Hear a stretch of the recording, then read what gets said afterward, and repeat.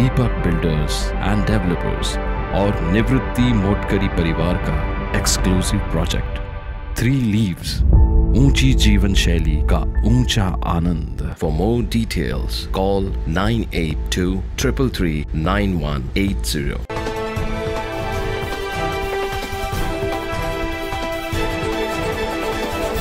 आपल्याला पुन्हा एकदा मोदी सरकार आणायचंय, मुख्यमंत्र्यांचा नाशकात निर्धार। सध्या लोकसभा निवडणुकांची रणधुमाळी सुरू आहे, त्यामुळे नैसर्गिक वातावरणासह राजकीय वातावरण देखील चांगलंच तापल्याचं पाहायला मिळतंय। येत्या 20 मे रोजी नाशिक लोकसभेसाठी मतदान होणार आहे। नाशिकमध्ये महायुतीच्या एकनाथ शिंदे गटाकडून हेमंत गोडसे यांना उमेदवारी देण्यात आली आहे। त्याच पार्श्वभूमीवर मुख्यमंत्री एकनाथ शिंदे आज नाशिक दौऱ्यावर होते। यावेळी त्यांनी नाशिक शहरातील मनोहर उद्यान येथे पक्ष पदाधिकाऱ्यांची बैठक घेतली, तसेच माध्यमांशी संवाद साधला।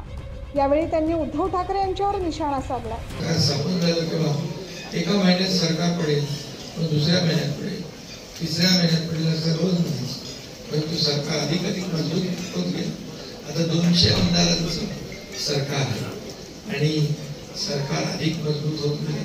त्यांना काही खरा ज्योतिषी काही सापडला नाही। त्यांना म्हणाल एक ज्योतिषी बाई आमच्याकडून घ्या, पण त्यांच्याकडे फक्त आरोप प्रत्यारोप शिवाशाप दुसरं काही नाही। आणि 45 पार आपल्याला राज्यातून आपल्याला खासदार द्यायचे आणि त्याच्यामध्ये हेमंत गोडसे हा देखील विजयी होईल असा विश्वास मी व्यक्त करतो। कारण तर सर्वजण कामाला लागले, सर्व महायुती मजबूतीने काम करतो। विजय करंकर पण आज त्यांचा अख्खा सगळा तो काय कार्यकर्त्यांचा संच लोकप्रतिनिधी त्यांनी प्रवेश केलाय। मुख्यमंत्री एकनाथ शिंदे यांनी मी स्वतः शांतिगिरी महाराज यांच्याशी बोललो आहे, त्यांच्या माणसांशी बोलून ते पुढील निर्णय घेणार असल्याचं देखील यांनी सांगितलं। शांतिगिरी महाराजांचा देखील विषय निघाला, मी स्वतः त्यांच्याशी बोललेलो आहे। तर त्यांनाही सांगितलं शांतिगिरी महाराजांना तुम्ही राजकीय अधिष्ठानापेक्षा एक धार्मिक आणि आध्यात्मिक अधिष्ठान केव्हाही वरचं असतं।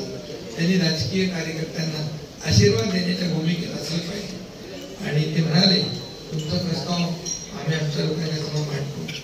यावेळी छगन भुजबळ यांनी नाशिकच्या जागेवर दावा केला होता। यावर बोलताना मुख्यमंत्री एकनाथ शिंदे यांनी मी सगळ्यांशी बोललेलो आहे, सर्वांचं मनोमिलन झालंच आहे असं देखील सांगितलं।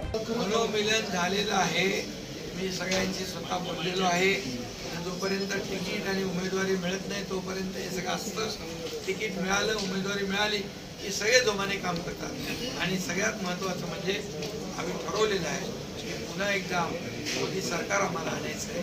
त्यामुळे या देशाचा विकास करायचा असेल तर मोदी साहेबांशिवाय पर्याय नाही, हे सगळ्यांना माहिती आहे।